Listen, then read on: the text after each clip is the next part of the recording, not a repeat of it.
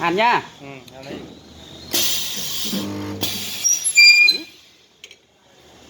Từ xem còn cái nào hàn nốt phát nữa.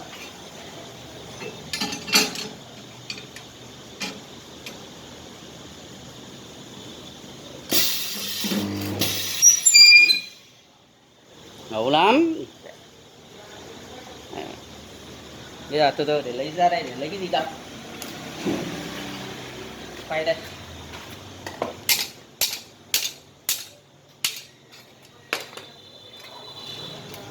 Đấy, ui cả rách này. Xé ra rách này.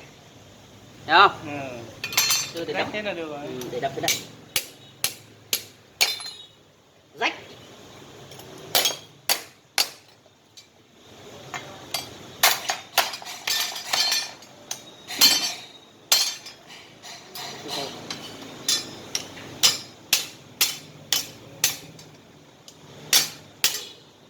Kéo ra đi.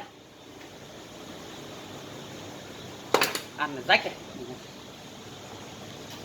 Đấy, đập là rách tôn. Rách thủng lỗ.